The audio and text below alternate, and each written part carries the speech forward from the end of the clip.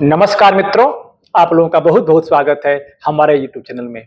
आज हम बात करेंगे मिथुन लग्न की कुंडली में दरिद्र योग। ये एक तरह का कुंडली में दोष होता है जो व्यक्ति को आर्थिक तंगी की ओर लेके जाता है।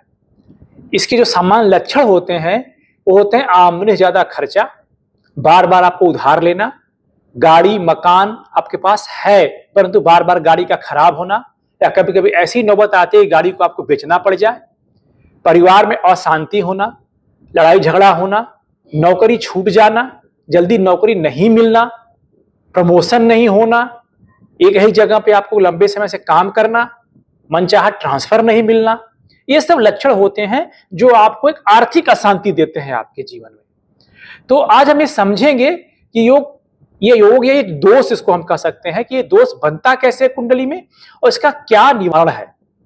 तो अगर इसको हम डिफाइन करना हो हमको एक लाइन में तो हम ऐसा कहेंगे, ऐसा योग जो व्यक्ति को आर्थिक संघर्ष, धन की हानि, कर्जा, गरीबी या बार बार पैसों की तंगी देता है। अब आप देखिए ये हमारे पास मिथुन लग्न की कुंडली है, हम आपको बताएंगे इसके माध्यम से कि ये किस प्रकार से बनता है और कैसे हमको प्रभावित करता है। मिथुन लग्न की कुंडली में हमको ये देखना है, देखिए आपके 3 नंबर लिखा होगा आपकी कुंडली में, तो आपका मिथुन लग्न है। इस कुंडली में जो धनेश होते हैं ना आपके, ये होते हैं, दूसरा भाव देखिए, दूसरा भाव धनेश का भाव होता है, इसके ये कर्क राशि है और इसके स्वामी होते हैं चंद्रमा। तो अब चंद्रमा अगर इस भाव में, जो चंद्रमा के शत्रु लोग हैं कौन कौन है, शनि है, राहु है, केतु है, अगर ये इस घर में बैठ जाए और इनके ऊपर किसी शुभ ग्रहों की दृष्टि न हो, कोई सपोर्ट नहीं हो चंद्रमा के पास में, तो उसके बाद ये आपको धन का अभाव देते हैं। या दूसरे भाव का स्वामी जो चंद्रमा है वो नीच का हो जाए, मतलब वृश्चिक राशि में चला जाए अर्थात छठे भाव में चला जाए, या अशुभ ग्रहों से पीड़ित हो जाए, तो आपको धन की हानि होगी और पारिवारिक तनाव मिलता है आपको इस परिस्थिति में। या चंद्रमा अगर यहां अकेला हो जाए, इसको बोलते हैं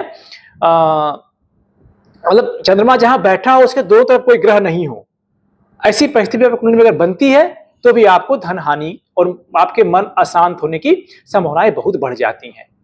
दूसरा भाव हम देखेंगे आपका आय का भाव होता है, जिसको आयस बोलते हैं। ये होता है आपका 11वां भाव जो मेष राशि होती है मिथुन लग्न में, इसके होते हैं स्वामी मंगल। अगर मंगल आपके नीच के हो जाए अर्थात ये कर्क राशि में बैठ जाए दूसरे भाव में, अब देखिए यहाँ पे थोड़ा सा दिक्कत है, ऑलरेडी वो धनेश है चंद्रमा, बट उनके घर में अगर मंगल बैठ जाए तो वहां पे नीच के हो जाते हैं, तो आपके पास निश्चित धन तो होगा, पैतृक संपत्ति होगी, बट आपको जो रेगुलर आपकी आय है उसमें कमी हो जाएगी। ठीक है। और इसके बाद अगर शत्रु ग्रह से पीड़ित भी हो तो भी आपको समस्याएं खड़ी करेंगे। 11वें भाव के 11वें भाव में, अब इस भाव में राहु या शनि हो और बुरे और आपके जितने भी दुष्ट ग्रह हैं, बुरे ग्रह हैं, उनसे दृष्ट हो तो भी आपकी परिस्थिति बनती है और आपको यहाँ आपके लिए समस्याएं खड़ी होती हैं आर्थिक रूप से। इसका परिणाम ये होता है कि आपके कमाई के अवसर टूटते हैं, मतलब आय के जो स्कोप है, आय के जो अपॉर्चुनिटी है वो कम होती है और आपके आय में रुकावट आती है। अब तीसरा जो योग बनता है आपका किस तरह से बनता है, 6, 8, 12, मतलब इस कुंडली में आपके 6, 8 और 12 के स्वामी दूसरे 11वें भाव में बैठ जाएं, मतलब इस कुंडली में अगर मंगल, देखिए इसमें थोड़ा सा हमको समझना पड़ेगा कि मंगल इसमें छठे भाव के स्वामी, छठे भाव के स्वामी होते हैं, और यहाँ पे शनि जो होते हैं वो होते हैं आपके 9वें भाव के 8वें भाव के स्वामी। ठीक। और 12वें भाव के स्वामी होते हैं शुक्र। यद्यपि ये तीनों इस कुंडली में जरूरी हैं, क्योंकि आपके जो इसमें मंगल हैं, मंगल आपके आयस होते हैं यहाँ पे, और जो शनि है, शनि यहाँ पे भाग्येश होते हैं, और यहाँ पे जो शुक्र है, शुक्र आपके मतलब पूरे कर्मों के फल देते हैं, आकस्मिक आय देते हैं, शेयर मार्केट से आय देते हैं। और फिर भी अगर इनका एक विशेष संजोग बनता है और ये जो खराब ग्रह जितने इसमें हैं उनसे दृष्ट होते हैं तो ऐसी परिस्थितियां बनती हैं।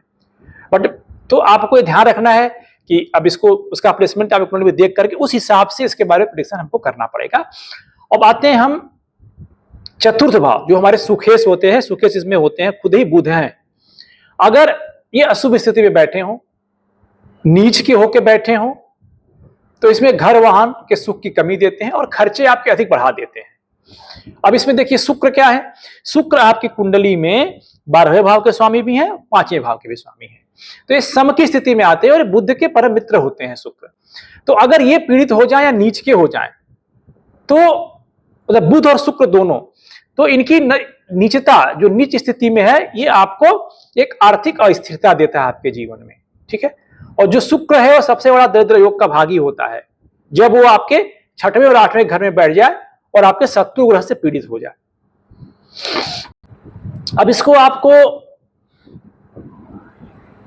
हम उपाय की अगर बात करते हैं तो अपने दूसरे वीडियो में आपको हम बताएंगे कि इसका क्या उपाय है और इसको कैसे आप लोग एक्टिवेट करेंगे ताकि आपके कुंडली में जो दोष बना हुआ है इन ग्रहों के कारण वो आपके कुंडली में दूर हो जाए और आप इसको उपाय करके अपने जीवन को खुशहाल रूप से बिताएं और बनाएं।